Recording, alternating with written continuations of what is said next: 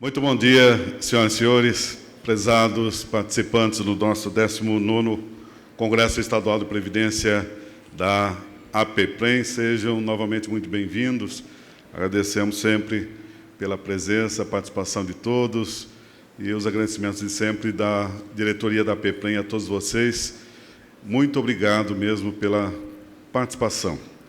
Nós teremos agora, aqui no auditório, iniciando o nosso segundo dia, o assunto a ser tratado será alocação e investimentos. É o Fundo de Investimentos como estratégia de diversificação na carteira. Queremos agradecer aos nossos patrocinadores, os apoiadores, e aqui, nesse momento, também, especialmente, queremos agradecer ao BB Asset pelo apoio, pelo patrocínio, e também trazendo aqui os nossos palestrantes com muito êxito. Então, aproveitem muito. Informamos que, após as palestras, teremos aqui um tempo para perguntas. O nosso mediador irá também explicar para vocês como será também aqui ao final desta palestra. Então, convidamos, nesse momento, para mediar, para coordenar esta atividade, o Marcelo Rosa. Marcelo, que é do Instituto de Previdência de Jundiaí, também representando aqui, nesse momento, a APEPREM. Seja muito bem-vindo, o nosso mediador. Por favor, Marcelo. E também, com muita honra, vamos receber nossos palestrantes, a Vera Lúcia Cardini e o Diogo Souto, da BB Asset. Sejam muito bem-vindos.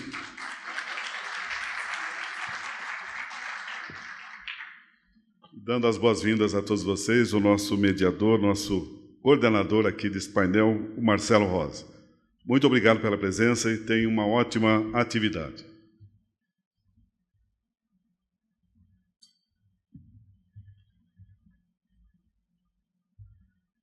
Bom dia a todos. Uma alegria grande a gente estar aqui representando a APEPREM e poder aqui abrir a primeira palestra como um espaço de debate e conhecimento para nós dos RPPS.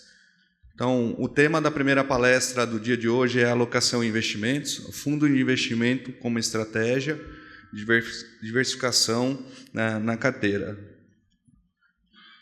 Quem vai apresentar para a gente é o pessoal da BB Asset, aqui representado pela Vera Lúcia Gardini. Ela atua no relacionamento com investidores no segmento de governo em RPPS, formada em Ciências Contábeis pela Universidade de São Paulo, com MBA em Controladoria e Finanças, é funcionária de carreira do Banco do Brasil, atuou nos segmentos de varejo private e possui certificação em investimentos CEA e CFP. E também, eu já vou passar a palavra para o Diogo Souto, tem larga experiência na indústria de investimento, atua no relacionamento com os investidores em todo o Brasil, no segmento de RPPS. Anteriormente foi responsável pela análise de empresas buy-side na BB Asset e pelo atendimento a clientes RPPS estilo na gerência especializada em investimentos do Banco do Brasil. É graduado em administração pela Universidade Federal de Fluminense, com MBA em finança na USP e possui certificação CFP. Muito obrigado pela presença de vocês e aproveito, Diogo, passo a palavra para você. Obrigado, Marcelo. Então, bom dia a todos, tá? Agradeço a participação aqui, tem alguns membros do Instituto aqui que a gente já conhece também, tá? A gente vai trazer um pouquinho do cenário da casa, trazer um pouco da nossa visão, né, de alocação, então tentar contextualizar o cenário global, doméstico, enfim, para depois a gente ir mais para a estratégia dos fundos, tá? Que é o slide da apresentação, né? Hoje eu vou dividir com a Vera, então a gente vai fazer um bate-bola aqui com relação às estratégias, tá? E trazendo o cenário internacional, tá? O macro, o que a gente está observando ao longo do tempo? A gente tem um cenário de políticas monetárias mais restritivas, tá? Com exceção do Japão, que para ele a inflação alta é boa, mas para o restante dos bancos centrais do mundo, né? Você tem um cenário ali bem desafiador. A gente viu aí os Estados Unidos com esse susto da questão dos bancos, a gente viu esse problema se deveu principalmente pela marcação na curva dos títulos e não pela marcação a mercado. Isso acabou gerando bastante estresse, mas Além disso, né, se olhar para o passado, o que a gente observou ao longo do tempo? A gente estava vendo um efeito pós-pandemia, as pessoas consumindo bastante, esse movimento gerando inflação, problemas de cadeia, distribuição, a falta dos semicondutores, dos veículos, a gente sofreu ao longo do ano passado. E a consequência disso, né, foi que a gente teve um efeito de inflação que está perdurando um pouco. A gente observa que na parte da indústria, esse movimento de inflação ele está, digamos assim, né, um pouco mais fraco e arrefecendo, só que na parte de serviços continua um movimento de bastante estresse. Se a gente olhar o índice americano que saiu nessa semana, né, o CPI, como se fosse o nosso IPCA, o que acabou acontecendo no CPI, né, deles lá, no índice de inflação? Passagens aéreas, hotel, essa volta da pandemia, aquela demanda reprimida que a gente tinha muito longa, muito grande ao longo do tempo, né? A gente que participa de congresso está sentindo na pele, né? O preço das passagens aéreas mais caras, o preço dos hotéis. Conseguir um hotel aqui foi um trabalho árduo aí para a gente conseguir, mas a gente observa que isso está acontecendo aqui no Brasil também. Então, é o setor de serviços que está ao cerne do problema. Na nossa visão, um Banco Central ele fazer um movimento de queda de juros muito rápida, seja nos Estados Unidos, seja aqui no Brasil, a gente entende que o cerne da questão é tanto essa questão do setor de serviços e lá nos Estados Unidos a criação de emprego, né? A gente ainda observa um mercado de trabalho pujante, forte, com aumento de salários muito grandes ao longo do tempo, né? Então, o nosso entendimento é que apesar do mercado, e aí a gente tem algumas ferramentas gratuitas que vocês podem observar pela internet, a opção de Copom aqui no Brasil, né, é um dos dados que a gente consegue observar qual é a previsão para a taxa de juros nas próximas reuniões, né, que vai ser em maio agora e depois ali no final de junho. E lá nos Estados Unidos o Fed Watch, que a gente consegue enxergar, né, nesse Fed Watch qual é a previsão do mercado para que eu tenha o movimento da taxa de juros na próxima reunião. E o que ele está precificando hoje? Uma elevação de 0,25 na próxima, é a aposta majoritária, só que para a próxima reunião seria uma estabilidade. E a gente não concorda com esse cenário, tá? A gente acha que sim, a gente vai ter que ter uma elevação de mais 0,25 e a gente vai ter que conviver, né? Quando eu coloco aqui no slide essa questão de maiores perspectivas de juros, o que eu quero dizer com isso? Né? Que a gente vai ter que conviver com um cenário de juros mais elevados. Então, o que eu costumo fazer uma analogia para ficar mais fácil para vocês? É como se fosse a jabuticaba brasileira, ela está virando global. Né? Então, você conviver com um cenário de inflação um pouco mais elevada e um juros mais elevado vai ser algo que a gente vai ter que conviver ao longo do tempo. A gente entende que o investidor estrangeiro ele tem dificuldade de lidar com um cenário como esse, tanto é que as gestoras brasileiras ali acabaram tendo uma performance muito superior com o movimento de abertura de curva de juros, que foi esse movimento de elevação de juros que a gente teve lá no exterior. Foi basicamente o movimento que a gente já está acostumado a lidar aqui no Brasil, mas que lá fora não era algo normal. A gente vinha de um cenário que o Banco Central dos países envolvidos estava injetando bastante recurso, dinheiro na economia, né? E a consequência disso é que você tinha um apetite à tomada de risco e você não olhava com clareza a qualidade dos ativos. E o que a gente está observando agora? Né? Que está havendo, né, uma seleção natural, digamos assim, das empresas que realmente têm uma qualidade maior, isso vale lá para fora. Aqui no Brasil o movimento até é um pouco antecipado, porque a gente já fez um movimento de elevação de juros, que lá está no final, a gente já chegou no final do ciclo. Né? Então, é um ponto ali que eu queria colocar para vocês, tá? A gente entende que esse processo de desinflação, né, nos Estados Unidos vai continuar ocorrendo, mas que o setor de serviços é ele que vai determinar se o Banco Central americano ele pode encerrar esse movimento ou não. Então, olhando ali para os Estados Unidos, o mercado de renda variável, se olhar a questão de lucros de empresas, a gente acha que esses lucros podem cair. Então, em tese, se olhar no valuation, no fundamento, a gente olha aquela questão do preço versus o lucro. Quanto mais barato esse indicador, mais barato está a empresa. Só que esse indicador ele pode não estar tão realista, porque o lucro das empresas, na nossa visão, podem acabar caindo um pouco ao longo do tempo. Então, a gente está com uma visão cautelosa, um pouco mais negativa, numa visão mais estrutural, pensando em mercado americano, mas que para o curto prazo, olhando uma visão de um mês, a gente acha que sim, esse mercado vai performar bem e a gente está com essa aposta. Mas, numa visão até o final do ano, a gente ainda tem uma visão mais cautelosa com o mercado de renda variável lá nos Estados Unidos. Indo para a Europa, acho que o quadro é parecido, tá? Europa teve aquela questão da guerra da Ucrânia, do gasoduto, né? Causou temor para todos nós, só que acabou que o inverno foi mais ameno na Europa, então isso aliviou um pouco as condições, tanto é que o mercado europeu é o que está com a melhor performance nesse ano, ele está performando muito bem em relação ao mercado americano, tá? Nosso entendimento é que o dilema lá é o mesmo que o americano, você tem também o mercado de trabalho pressionado com salários elevados, uma inflação muito elevada, e a Europa também tem algo diferente em relação aos Estados Unidos, que você, dentro do mercado europeu, você tem empresas do mercado de luxo, e o que eu costumo fazer analogia é que as pessoas, quando têm um poder aquisitivo mais alto, elas gastam, e, por exemplo, o chinês, que ficou com aquele recurso, né, reprimido pós-pandemia, porque você teve um movimento de pandemia ali muito severo, eles guardaram bastante recursos, e é o que a gente chama de efeito chicote, né? Eles guardaram bastante recursos, acumularam capital, e quando voltam a gastar, eles gastam com bastante intensidade, né? Se a gente olhar até os movimentos, tem análogo aos Estados Unidos, né? A Black Friday deles lá, que o pessoal vai comprar, eles até têm um poder de consumismo até maior do que o americano.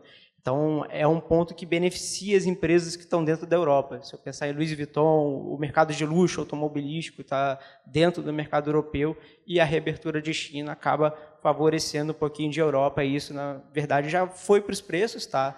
Mas que, se a gente olhar agora o cenário atual, eu diria que a analogia é mesmo que os Estados Unidos. O Banco Central Europeu, na nossa visão, vai continuar também elevando os juros, tá?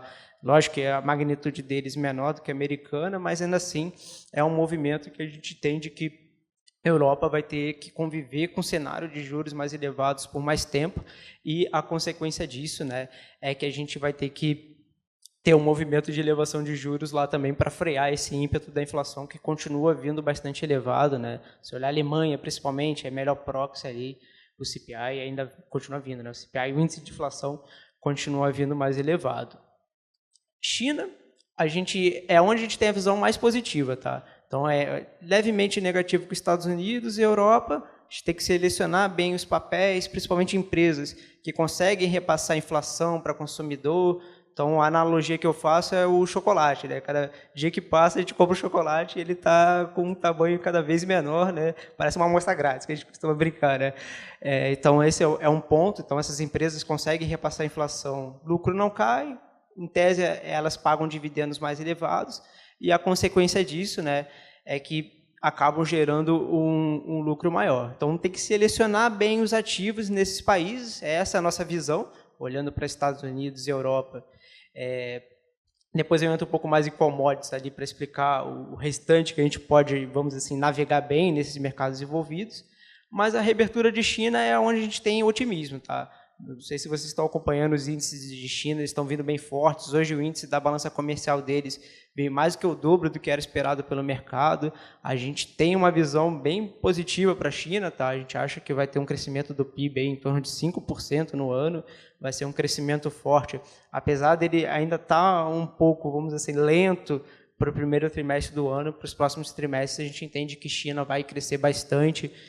Colocou um pacote recente também para estimular o setor de construção civil, que foi muito abalado pela questão da Evergrande, tá? Então, a gente tem a China fomentando o consumo doméstico, isso vai ser o grande capitaneador aí do crescimento do mundo, né? A analogia que eu faço é a seguinte, como se fosse um avião que eu tivesse duas turbinas.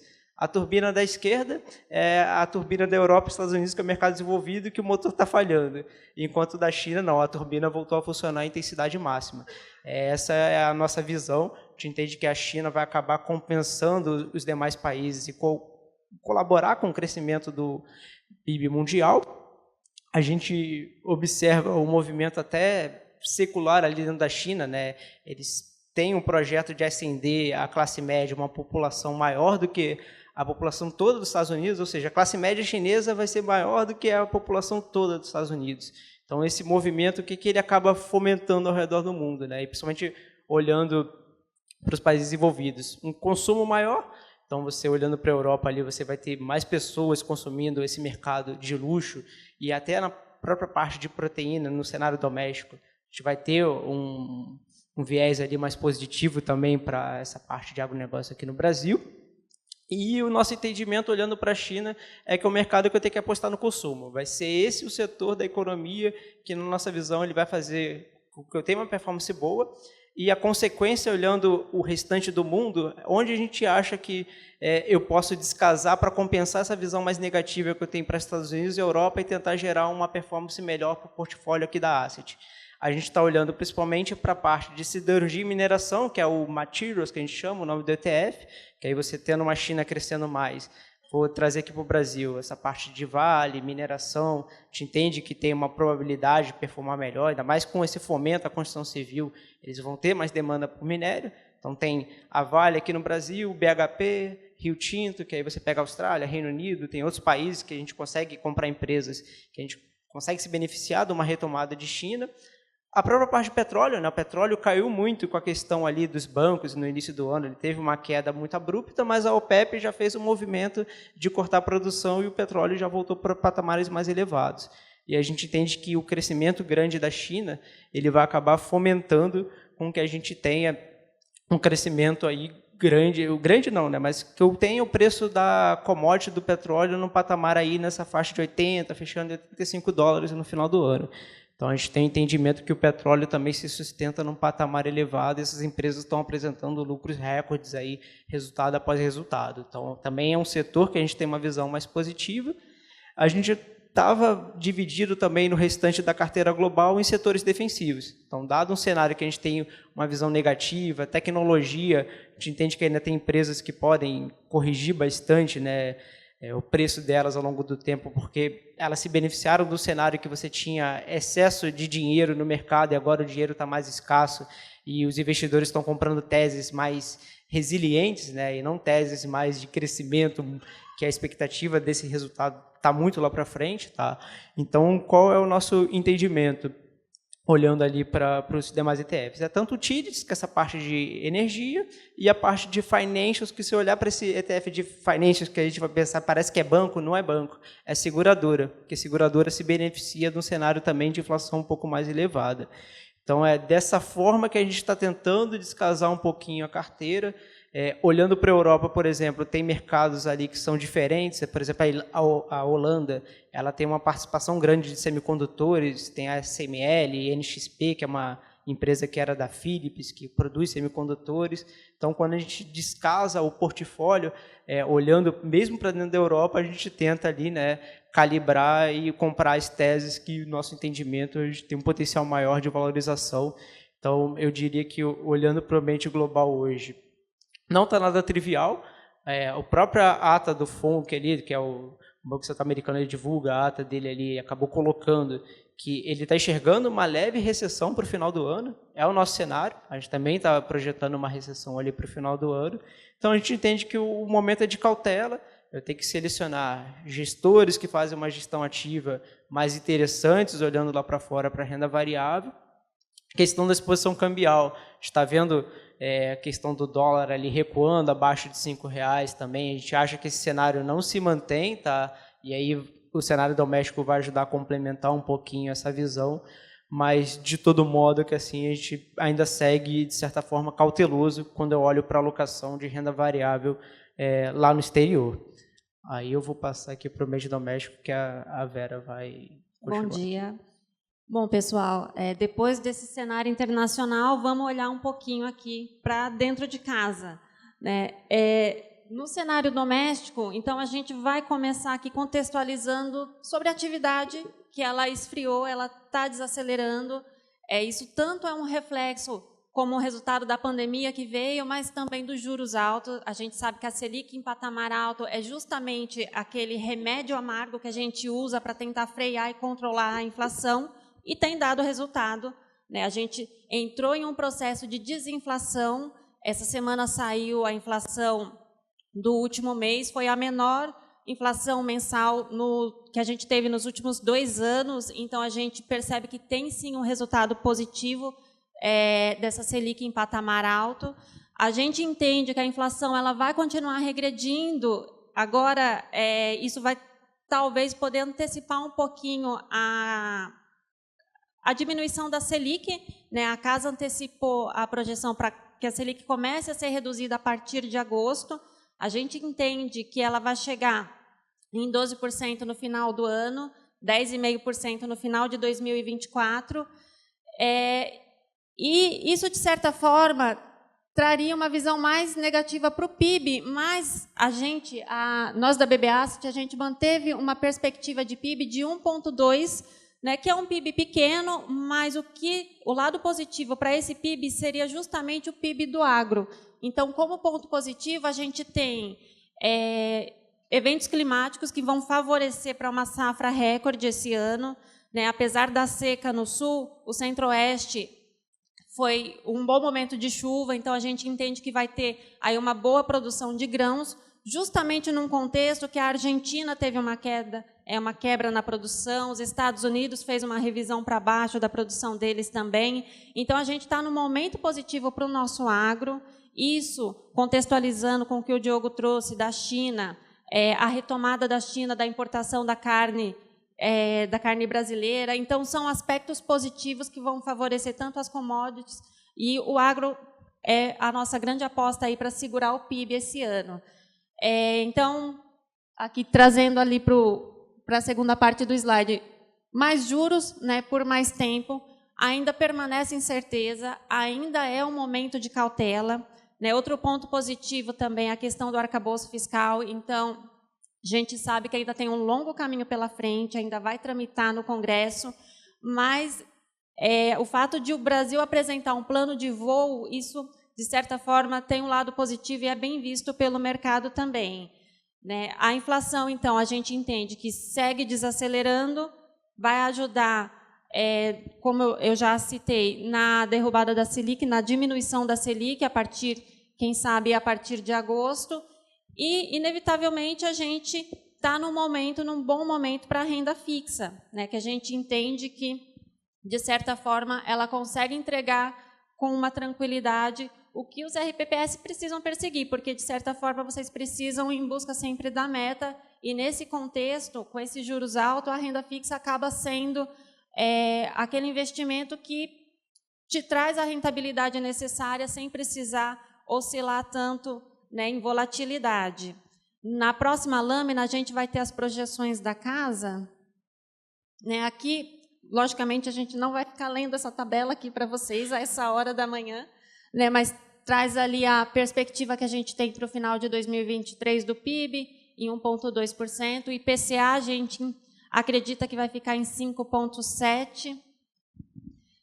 Você quer complementar, Diogo? Ou a gente... Deixa eu voltar o slide aqui para complementar mais a parte do cenário doméstico, tá? O que a gente está enxergando?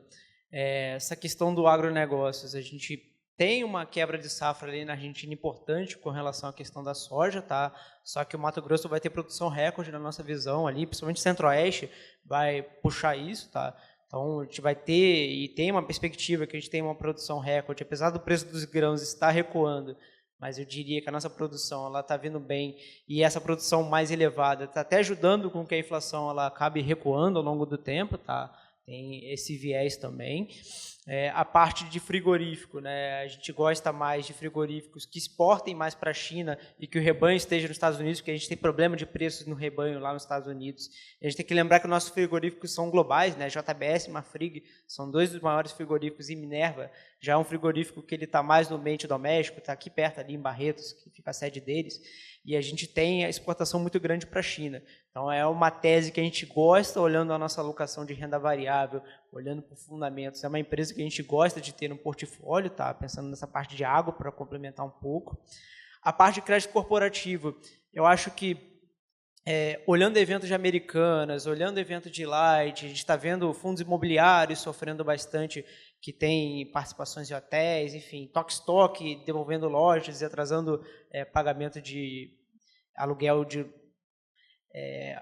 armazém logístico, né? Enfim, a gente entende que essa questão dos eventos corporativos ela está trazendo estresse para o mercado. A gente entende que isso vai estreitar a oferta de crédito por parte dos bancos. É um movimento que está acontecendo aqui. A gente acha que vai acontecer também nos Estados Unidos, tá? Com a SVB. O próprio Banco Central Americano colocou isso na ata dele. E a gente acha que aqui no Brasil isso já aconteceu. E a prova simples é se a gente olhar as emissões de CRI, CRA e debêntures que a gente teve ao longo desse ano, que é o crédito privado. A gente não teve praticamente emissão. Quando eu olho para o mercado de letra financeira também, o que a gente observa é a emissão DI mais taxa, ninguém quer emitir IPCA mais taxa porque é uma dívida cara. Então, os bancos não estão querendo emitir esse tipo de dívida quando tem alguma emissão, porque o banco está precisando de bastante recursos, a gente tem que ter, de certa forma, um pouco mais de cautela, né? E os próprios bancos que trabalham nessa parte do middle ali, que você tem essa questão de fazer o empréstimo para as empresas, ele está, para ceder crédito, o crédito está muito escasso. Então, é uma percepção nossa. Eu conversei com o pessoal da nossa mesa também recentemente para olhar como é que está esse movimento do mercado de letra financeira. Está escasso, são emissões pontuais e geralmente DI mais taxa. Então, a gente está observando que mesmo os bancos ali estão evitando fazer emissão de dívida num cenário que você tem muita incerteza e é uma dívida que é muito cara, olhando a composição toda da carteira deles, né? A gente viu alguns bancos grandes sofrendo no balanço com relação à questão da inadimplência, né? Então, tem alguns bancos ali que tem uma carteira um pouco mais perene. Vou dar o exemplo do Banco do Brasil, que tem a parte do agro, enfim, é um banco que não é só uma visão nossa, que a gente não emite opinião quando eu falo do ponto de vista de fora, né, o seu site, mas a BBTVM a gente analisa Banco do Brasil também. Então, a gente olhando o Banco do Brasil e Itaú são as teses que a gente gosta mais, olhando nessa parte de bancos e pensando em alocação de renda variável. A gente está cauteloso no cenário de renda variável doméstica. Tá? O que a gente está colocando no portfólio? Empresas que exportam, que se beneficiam de uma retomada de China, teses mais defensivas e que se beneficiam no cenário de inflação mais elevado. Então, tem um pouco de seguradora, BB Seguridade é um exemplo, Porto Seguro é outro exemplo que a gente tem no nosso portfólio, são empresas mais defensivas. Olhando para a parte de energia, a gente gosta também, que é um setor regulado, você tem previsibilidade de receitas, todo mundo aqui conhece, né? E geralmente na internet é muito divulgada essa questão de Taesa, enfim, empresas que pagam bastante dividendos. A gente, olhando para a parte de energia, tem teses que a gente prefere mais, CPFL, Equatorial, que é uma tese de crescimento, distribuição, que faz reformulação de empresas. Mas, enfim, se olhar para a tese de renda variável nossa, qual é o principal ponto? A gente não está comprando ainda risco Brasil. Eu não estou indo para consumo, construção civil, apostando que esse movimento que está acontecendo agora, da Bolsa subindo bastante, as empresas mais alavancadas, mais endividadas de consumo, subindo bastante nos 2 últimos pregões, a gente entende que esse movimento ainda não está trivial, não está claro, e fazendo uma analogia com a renda fixa, né, o meu entendimento também é o seguinte, né, a gente pode olhar ali para o IMAB, IMAB 5+, que é, traduzindo o que é esse IMAB e IMAB 5+, comprar os títulos indexados à inflação com um viés ali mais longo. Te acha que, beleza, ele está cumprindo meta, se olhar para dentro dele, mas será que vale a pena eu tomar esse risco de uma vez só? Será que não é para eu colocar o pé, sentir o que está acontecendo? E se eu olhar para a parte mais curta ali, principalmente os vértices mais curtos, olhando para o MAB5 ali, que são títulos do Tesouro de até 5 anos, e de cada 2 anos que você fica ali travado na duração de 2 anos, o nosso entendimento é que, olhando para esse tipo de ativo, ele faz mais sentido no cenário de certeza e que, como a Vera colocou, né, tem essa questão do arcabouço, de dar o norte, o direcionamento para o governo, só que qual é o ponto na nossa visão? Né? Ainda tem muita incerteza, isso vai passar pelo Congresso, pode ser desidratado ao longo do tempo. Outras questões também corroboram, né? Saiu a pesquisa do Serasa, que a gente também bateu recorde em inadimplência, então tem toda uma conjuntura que traz esse momento ainda de cautela. A gente vem falando em cautela já há bastante tempo, mas, apesar de boas perspectivas, a gente ainda precisa ter essa visão realmente mais cuidadosa. E aí, prosseguindo, né, e aqui mostrando, né, a gente acabou colocando uma setinha ao longo do tempo, e foi um estudo que a gente fez, trazendo um pouquinho de como que a renda fixa ela se comporta ao longo do tempo. Aqui no Brasil a gente sabe que ela vem em ciclos, né? Então você tem ciclos de queda, ciclos de subida, ciclos de queda, que ali na verdade são 2 ciclos que eu juntei numa coisa só para ficar mais fácil da gente enxergar, e o ciclo de subida, e agora a gente chegou no platô. O que vai acontecer agora, né? Que é onde eu botei a setinha já enviesando que é para baixo, né? Então, a nossa visão é que a gente vai ter uma queda significativa de taxas de juros, e vocês, como instituto, têm essas janelas de oportunidade que acabam acontecendo ao longo do tempo, né? Aconteceu lá em 2012, aconteceu ali em 2015, 2016, e agora está surgindo de novo essa oportunidade. E aí eu fiz um comparativo com algumas classes, né?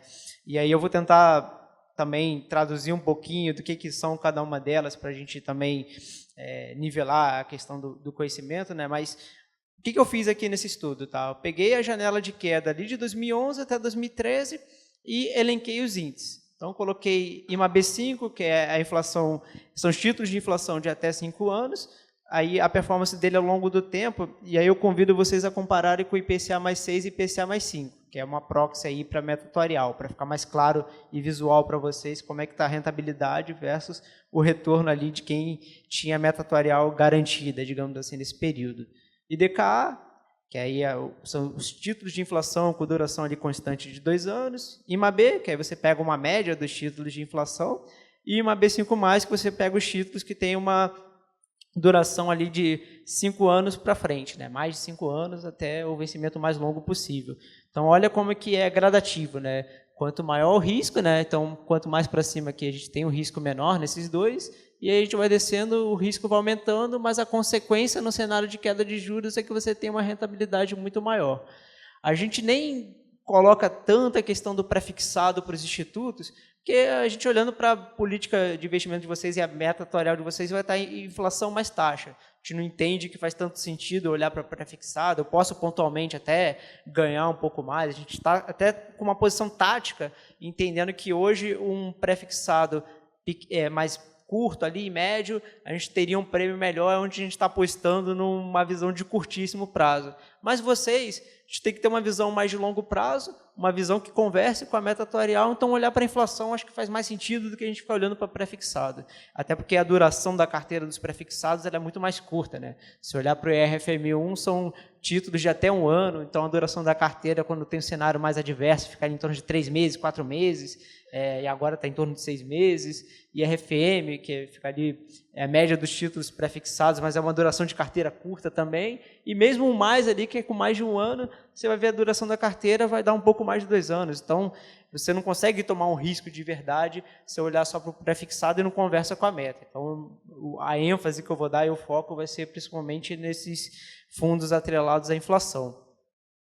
Aqui a gente traz a questão do gráfico, né, de risco e retorno, né, só para a gente ver a questão de quanto maior o risco, né, maior o retorno também. Né. Então, você olhar para o item 4 ali do IMAB5+, você tem uma volatilidade quase de 10. Né, você está oscilando ali parecido com uma renda variável no exterior, ali, que tem um risco menor do que a renda variável no Brasil. Então, só para a gente trazer aqui assim, a proporção do risco, né, e ficar visual para vocês entenderem um pouco mais do que a gente está querendo trazer, né, que no cenário de queda faz sentido olhar para a renda fixa. A gente sabe que tem vários institutos fazendo estudo de LM, tem a questão de você garantir a questão da meta, mas tem uma parte da carteira que você vai ter que ter flexibilidade, não pode abdicar de tanta liquidez. Mas ainda assim, naquela liquidez, pode ser que aquele recurso que não vou utilizar como caixa, pagamento de servidores, eu possa tomar um pouquinho mais de risco para entregar o retorno, né?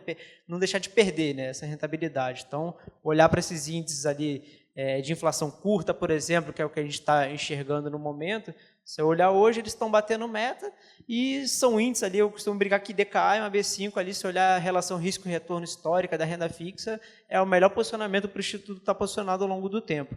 Então, é um dos pontos que a gente costuma falar até para nivelar essa questão do conhecimento, que a gente acaba atendendo alguns institutos. Teve um dia desse que eu atendi um instituto ali que tinha um PL ali pequenininho de 1 milhão, que ele estava bem defensivo, daí RFM1. Eu estava colocando um pouquinho dessa questão, né, para eles, que faz sentido tomar um pouquinho de risco, olhar para a questão da meta, porque hoje o CDI está me entregando meta, deve entregar a meta até o final do ano, mas até quando ele vai me entregar meta?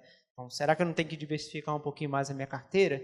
Então, é um pouco disso que a gente está tentando trazer aqui para a gente trazer uma visão ali de renda fixa que na nossa visão faça sentido. E aí eu peguei essa janela grande de 16 até 21, né, que eu poderia ter desmembrado, mas eu não quis desmembrar, até porque nessa janela, o que a gente pegou? E aí, para lembrar para vocês como é que essa janela é resiliente, né, e eu peguei todos os momentos de estresse do mercado, que eu peguei greve dos caminhoneiros, delação do JBS, Covid, eu peguei tudo nessa janela de tempo, né? Se eu pegar de 16 até 21. E olha como é que a renda fixa ali, ó, ficou resiliente, e quem carregou, né, esses papéis até o final, se olhar também, IMAB5 e DKA bateram IPCA mais 6 nessa janela, IPCA mais 5 também com uma gordura significativa. Olha o CDI para aquele instituto que é mais conservador, com 30%, né, não conseguiu alcançar a meta.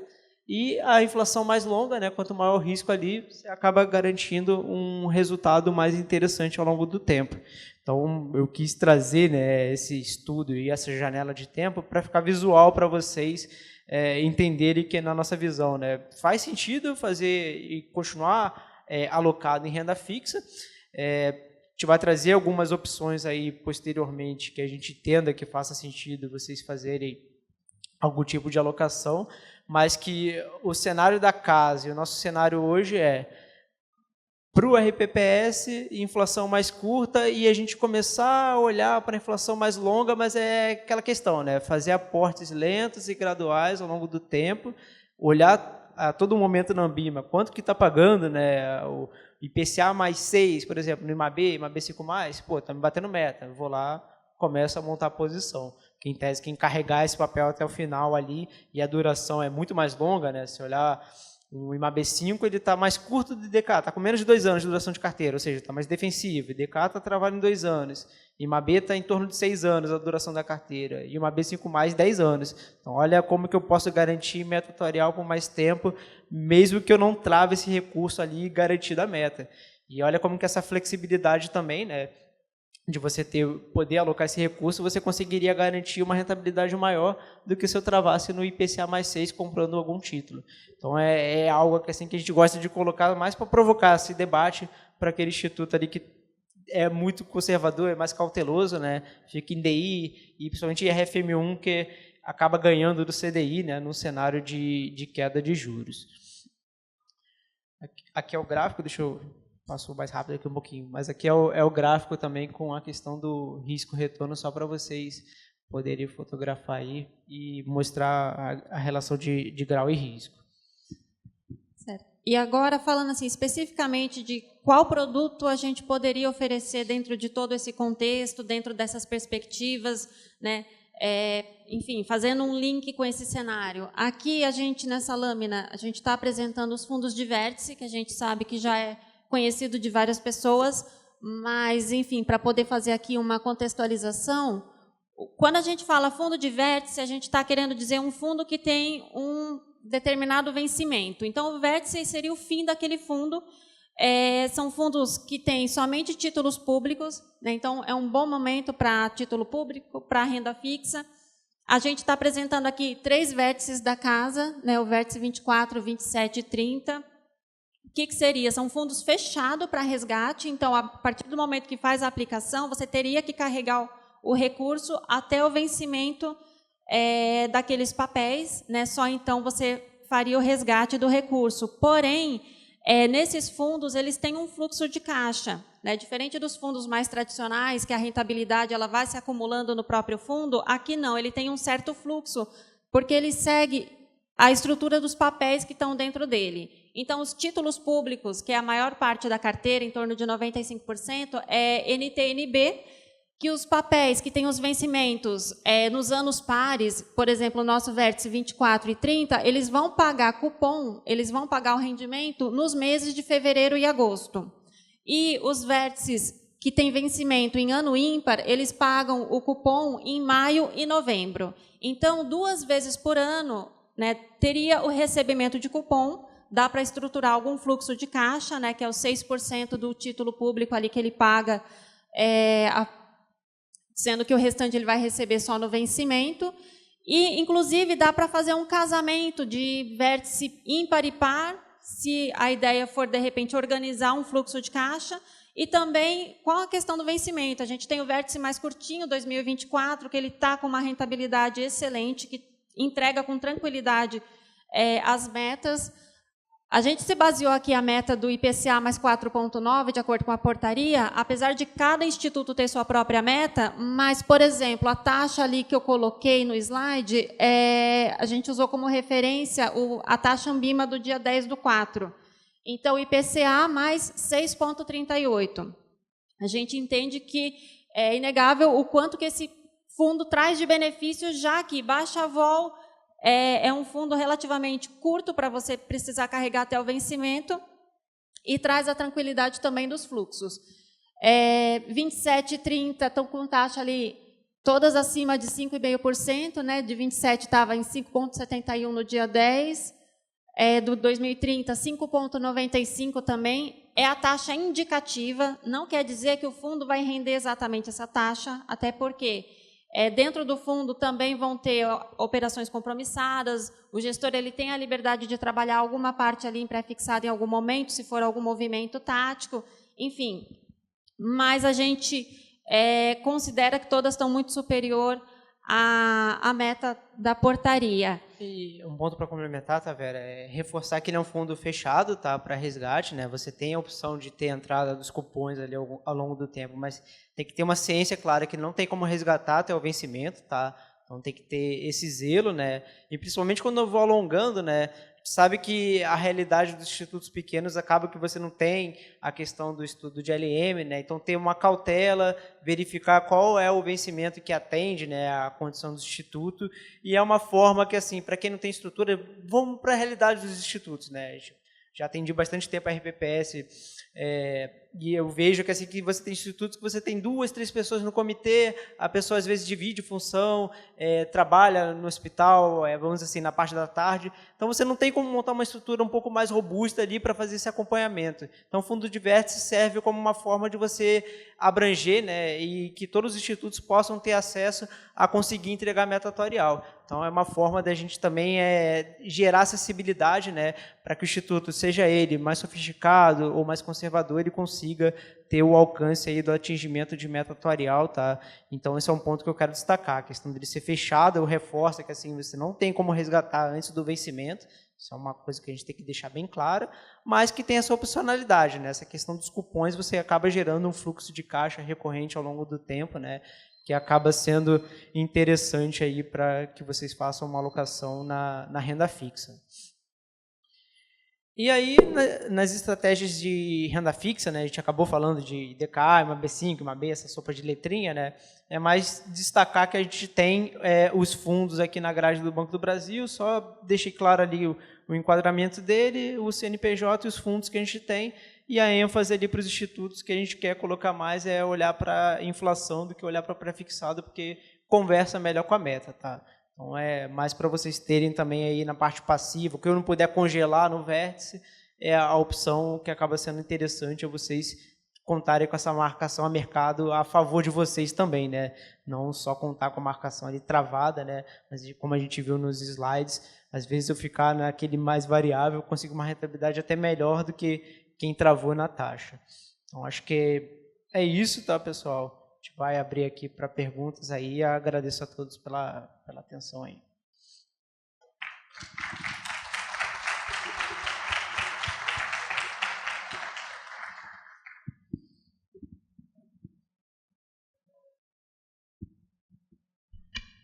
Opa.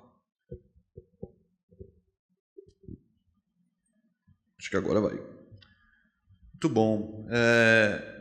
A gente está começando a viver um momento que pode ser a retirada de um conforto que a gente vem tendo nos últimos 1 ano e meio, né?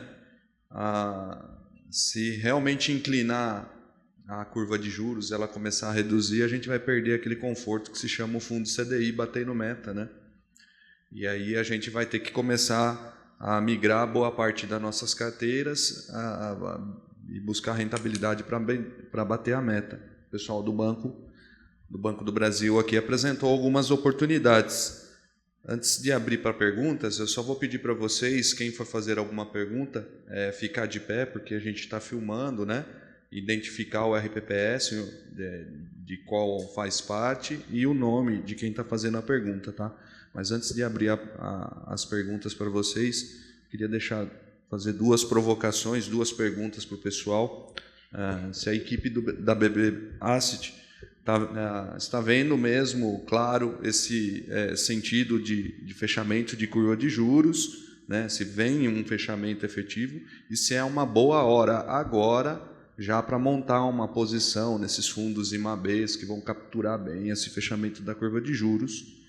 E a segunda pergunta, com relação à inflação no mundo, a gente vem com os números bem abaixo do que a gente tinha registrados no final do ano passado, se todos os impactos da política monetária restritivas adotada pelos bancos centrais mundo afora já refletiram nessa inflação, ou se ainda tem reflexos para vir ainda nesses números.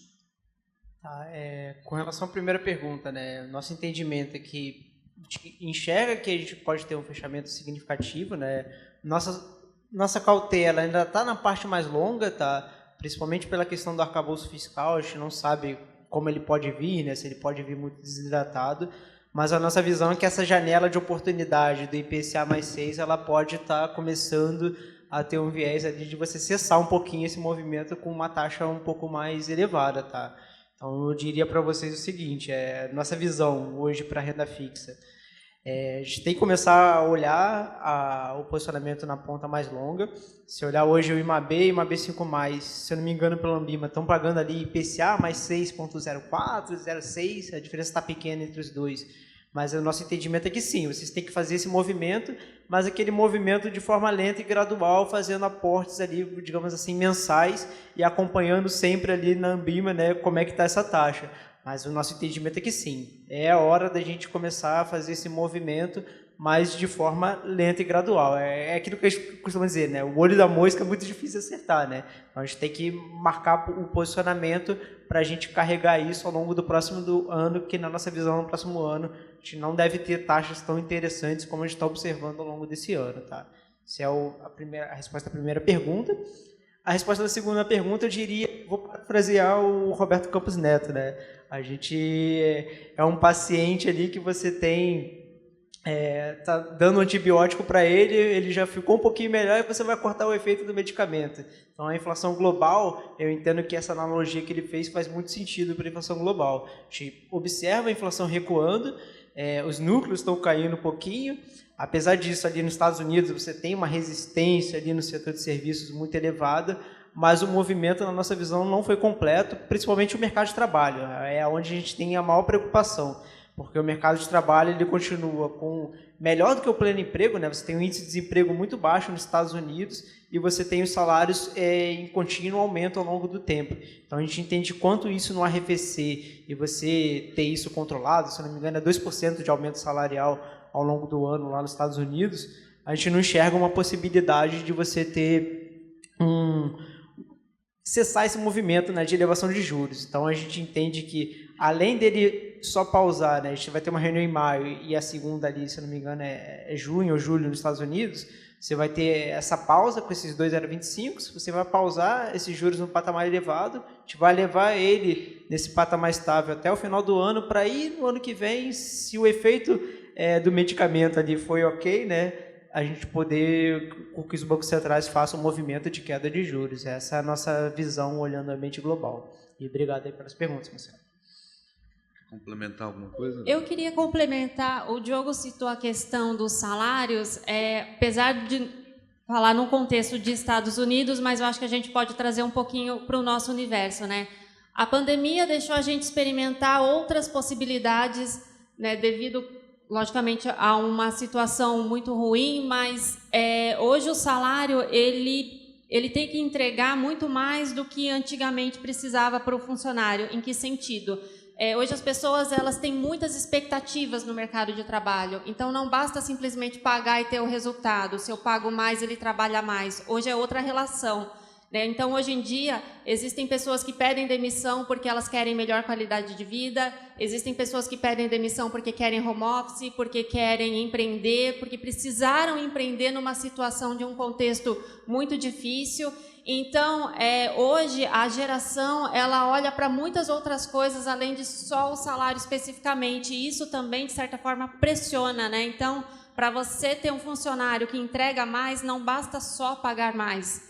Então, de repente, eu preciso subir muito mais o salário que eu estou entregando se eu quiser uma hora extra daquele funcionário, porque, de repente, ele não vai simplesmente fazer hora extra de forma tão natural como era nas gerações anteriores, né? Então, hoje, as expectativas do ser humano, digamos assim, elas refletem, inclusive, na inflação e nos índices e naquilo que a gente traz do universo da economia. Se a gente for pegar, está dentro da nossa realidade do dia a dia. Logicamente, não da realidade de todo mundo, né? Cada pessoa, cada situação, cada camada econômica passou por situações diferentes, mas a gente entende que a questão da inflação dos salários, ela pressiona tudo, e isso, de certa forma, reflete que o mundo mudou, né? O mundo mudou, vai continuar em transformação, só que as mudanças dessa vez elas são mais rápidas, e a gente precisa ter uma visão cada vez mais ampla para a gente não ficar para trás, porque de repente o bonde passou e a gente perdeu ali a carona, né? Então eu só queria fazer esse link com a nossa realidade. Tudo isso, no final das contas, está tudo ligado. A inflação que liga com o salário, que liga com a pandemia, que liga com as expectativas de vida, com a meta. E, enfim, a gente começou a fazer a lição de casa um pouquinho antes, né? Essa questão da subida da Selic, a nossa inflação a gente começou a conter, e aí volta para o nosso contexto, para o nosso cenário que a gente apresentou, de inflação alta, mas já em fase de desaceleração, as oportunidades que a gente tem. Então, quando o Diogo trouxe a questão de capturar a janela, realmente a gente tem que ser um pouco mais atento com as oportunidades que a gente tem, porque daqui a 1 ano, daqui 2, talvez a gente vai ter feito uma revisão de cenário, né, em função da transformação que está acontecendo no mundo como um todo. No início da apresentação de vocês comentaram a respeito das emissões de dívida, né, por parte das companhias. Numa visão bem simples, assim, com relação a essas emissões, as companhias emitem dívida ou para trocar uma dívida cara por uma dívida mais barata, ou para buscar financiamento para expansão, para desenvolvimento, enfim, né? Você comentou que nesse ano praticamente a gente não teve emissão. Vocês, BB-AST e opinião, e também vou deixar aqui para vocês, se vocês não acharem interessante opinar, ok também. Vocês fazem coro que o juros está alto pelo lado do governo, ou fazem coro que a taxa de juros ela é pertinente nesse ponto que está pelo lado do Banco Central? Nossa visão é que, da forma que está a taxa de juros, ela acaba contraindo a economia. A gente acha que isso vai afetar o PIB, né? É a nossa visão. A gente acha que o agro, até eu esqueci de falar na hora que a Vera falou, mas tem uma sazonalidade, né, que a produção vem no primeiro semestre e ela puxa ali um pouquinho, né, do crescimento do país agora para o primeiro semestre, mas no segundo semestre a gente vai sofrer um pouquinho desse efeito da taxa de juros mais elevada. E a nossa visão é a seguinte, né, que o Banco Central ele vai agir e provavelmente ali na reunião de agosto, como a Vera colocou, a gente vai começar a ter uma redução de juros, porque na nossa visão, né, esse efeito de uma Selic muito elevada, ela está freando mesmo a economia, né? Se olhar os bancos cedendo e não concedendo crédito, olhando para as empresas ali, as emissões, as empresas não estão querendo investir em projetos, acaba formando um cenário que você acaba não fomentando o crescimento aqui em infraestrutura no cenário doméstico, né? E com a China ajudando bastante, os ventos estão favoráveis, né, para a nossa nação, olhando para o ambiente externo. Então, a nossa visão é que isso vai ser, vamos dizer assim, ponderado, né? A gente entende que a inflação de serviços ainda continua vindo um pouquinho elevada, mas a partir do meio do ano vai haver a virada de chave para a gente poder entrar no movimento de queda, até uma queda acentuada, né? Que a gente está prevendo 12% de 3,75 em 6 meses, é uma queda bem significativa aí para as próximas reuniões. Pessoal, eu queria abrir para perguntas da plateia. Se alguém tem alguma pergunta, só reforçando, por favor, por gentileza, ficar em pé e identificar o RPPS e o nome de quem está fazendo a pergunta. Acho que lá no fundo tem uma lá, né?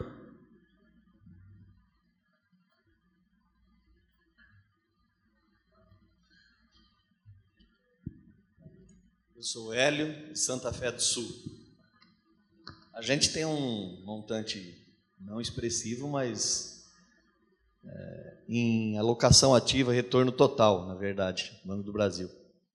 A gente não teria que se preocupar, então, porque a AST vai buscar esses parâmetros que vocês estão dizendo para a gente aí, né? É isso. Até para explicar, obrigado pela pergunta, né? Ele é um fundo de gestão ativa, né? Então ele acaba alocando em títulos públicos federais, tá? E a gente vai fazendo uma gestão ativa.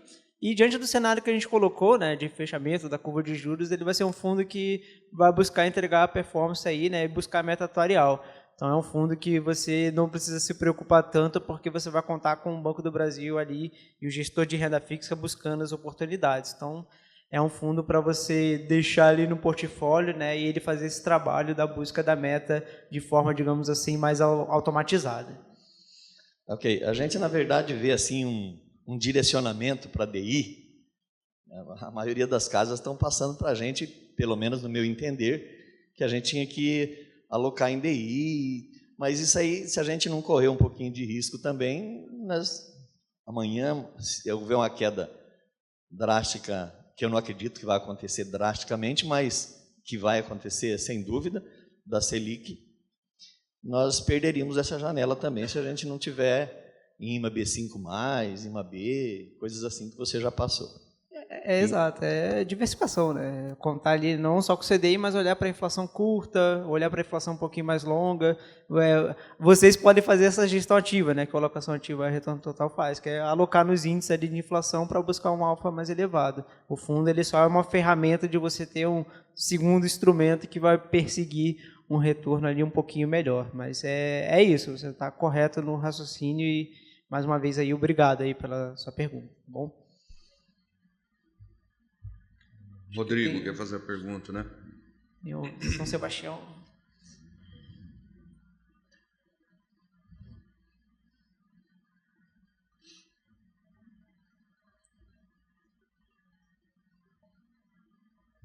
Bom dia, Marcelo. Bom dia, Diogo. Esteve lá recentemente, né? Bem. Diogo, uma pergunta. Qual que é a vantagem do Fundo Vértice, né, em relação à compra de título público direto, né? Que a gente até conversou sobre isso. Você falou que o Fundo Vértice, 95% é NTNB, né? E os outros 5%, o que o fundo investe? E poderia deixar bem claro qual é a taxa de administração dos fundos Vértice do BB. Obrigado. Oi. Direcionou para o Diogo, mas eu vou tomar a liberdade aqui de compartilhar na resposta. Atualmente, os nossos estão com taxa de 0,20%. Quando faz a aplicação no fundo vértice, a liquidação da NTNB, né, o papel que o gestor do fundo vai comprar, que é o título público NTNB, a liquidação é D+1. Então, aquele um dia que o recurso vai ficar no fundo, o gestor ele também faz operação compromissada, então ele vai ter a rentabilidade ali próximo do CDI, né, para aquele um dia, num prorata. Então, além da NTNB, ele pode ter outros papéis, todos, né, do Tesouro, mas o gestor, então, ele vai ter essa liberdade de repente, colocar algum pré-fixado, ele pode também fazer essa composição das operações compromissadas, até mesmo para rentabilizar mais o próprio fundo, né? Então, ao invés de simplesmente receber o recurso, esperar aquele dinheiro um dia que só vai pagar o papel que ele comprou hoje, só vai pagar amanhã, de um dia para o outro ele ainda consegue ter também esse trabalho, né, com o recurso. E outros papéis, porque a NTNB é um dos títulos, né, a depender do gestor, da estratégia, do movimento, ele pode ter ali movimentos táticos comprando, de repente, algum título pré, né, algum outro papel ali para compor. Mas, basicamente, quando a gente pensa em vértice, a gente está pensando em um fundo que está trabalhando em cima das NTs e NBs.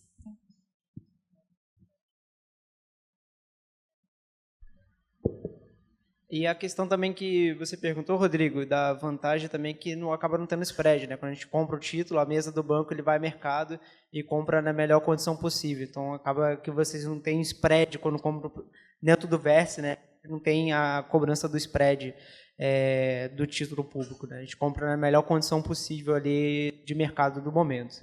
Tá? E obrigado aí pela pergunta, tá, Rodrigo? Um abraço aí. Obrigado, Diogo. Obrigado, Marcelo. Até reforçando, né? Depois vocês não vão bater no Diogo e na Vera, porque no fundo vértice a marcação desses títulos eles são feitos a mercado.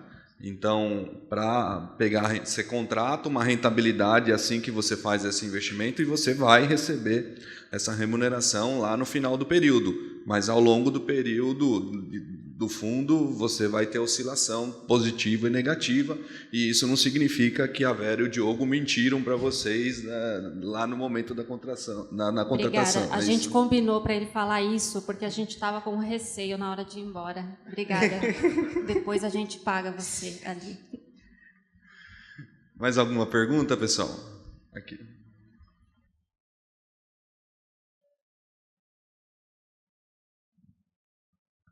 Bom dia.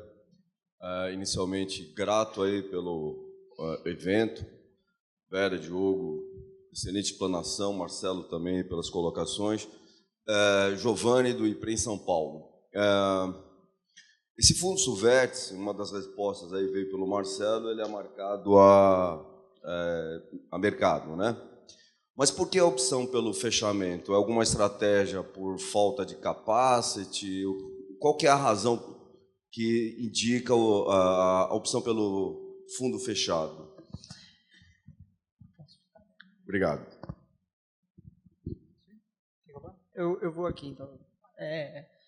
Então, a questão do fechamento é o problema do reinvestimento. Imagina que os cotistas queiram sair do fundo, né? A gente faça a realização daquela NTNB, só que ao longo do tempo, né, a gente está com uma previsão ali de queda de juros, por exemplo, se lá no ano que vem essa NTNB 24 que a gente está comercializando hoje por IPCA mais 6,3, tiver IPCA mais 5, eu já não consigo garantir a condição de entrega de meta atuarial. Então é por esse motivo que a gente acaba optando por esse fundo ele ser fechado, porque o cotista ali, quando ele compra naquela determinada data, o gestor ele vai comprar o título com aquela taxa. Se eu deixasse ele aberto, essa condição eu teria as taxas flutuando ao longo do tempo, e quando eu fizesse o resgate e precisasse aplicar, quando alguém fosse fazer uma aplicação, né, eu teria esse problema. Então, até quando ele vier, né, para um patamar mais baixo do que a meta atuarial, provavelmente a gente vai fechar o fundo para aplicação também, tá? Então, acho que é um ponto para destacar. Então, o fechamento para novas aplicações vai ocorrer a depender da curva, se não estiver entregando, como o Diogo bem colocou, e o fechamento para resgate é justamente isso. Vamos pensar em um título público que vai vencer em 2024, como o exemplo do próprio Vértice, né? Em 2024, independente da forma como eu marquei, se eu carreguei o papel até o final, eu vou ter recebido a mesma coisa, independente se eu marquei na curva, que seria o quê? A taxa que eu contratei vai passando ao longo do tempo, então seria praticamente um gráfico com uma linha que vai crescendo sem oscilação. Quando eu marco a mercado, eu tenho que pegar todo o contexto e vai sofrendo os impactos daquele momento, então esse gráfico ele vai ficar muito mais ondulado, digamos assim, mas no final eles vão entregar a mesma rentabilidade. Apesar da marcação a mercado, se a gente deixa o fundo aberto para resgate, como o Diogo colocou, isso acaba, de certa forma, desprotegendo o cotista, porque ele pode sair do fundo em um momento ruim em que ele teve alguma perda. Então, por essência, é como se fosse para comprar realmente o papel e carregar na curva, como se fosse uma carteira própria, digamos assim. A diferença é que vai ter um gestor profissional ali cuidando do fundo, né, mesmo com uma taxa de administração, mas existem outros mecanismos para tentar rentabilizar, mas toda a estrutura que o fundo consegue te entregar pronta, então acaba sendo diluída essa taxa, né, 0,20 ao ano, acaba sendo uma taxa bem atrativa, digamos assim, e a garantia de que no final você vai ter ali a rentabilidade que você necessita, né, em termos de entrega de meta. Então, é meio que a essência do fundo conseguir te entregar a rentabilidade, apesar da marcação a mercado oscilando, mas seria como se você tivesse carregado o papel na curva pela tranquilidade de saber que no final você recebeu aquilo que era a proposta, né, aquilo que você perseguiu de certa forma como meta. Mais alguma pergunta, pessoal?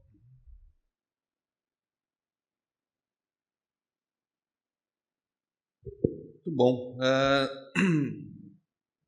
Nós, como gestores de recursos da RPPS, aqui, conselheiros também que participam, né, dos RPPS, a gestão, o horizonte de gestão nosso é sempre de longo prazo, né? Então, às vezes as notícias, cenário econômico atual, talvez não vai fazer muito sentido daqui a 30, 35 anos, quando tiver o servidor aposentando. Mas a gente conseguir aproveitar esses momentos pontuais e fazer uma alocação tática para aproveitar esse movimento, talvez faça bastante sentido na gestão da carteira dos RPPS. Queria agradecer o Diogo, a Vera pela apresentação, agradecer vocês que estiveram aqui. Daqui a pouco, no foyer, lá onde estão os patrocinadores, nós temos o Coffee Break. Às 11 horas a gente volta aqui para uma nova apresentação. Obrigado, Diogo. Obrigado, Vera. Obrigado a todos. Obrigado, Nós que Marcelo. agradecemos. Aqui só- Obrigada, pessoal, pela disponibilidade, pelo tempo. Só para falar para vocês, a gente vai fazer um sorteio no stand, tá? De uma Alexa lá. Então, para quem puder responder uma pesquisa lá, vocês vão concorrer esse sorteio desse brinde aí, que é bem, bem especial, tá bom? E obrigado aí por todos pela presença, tá? Ótimo dia.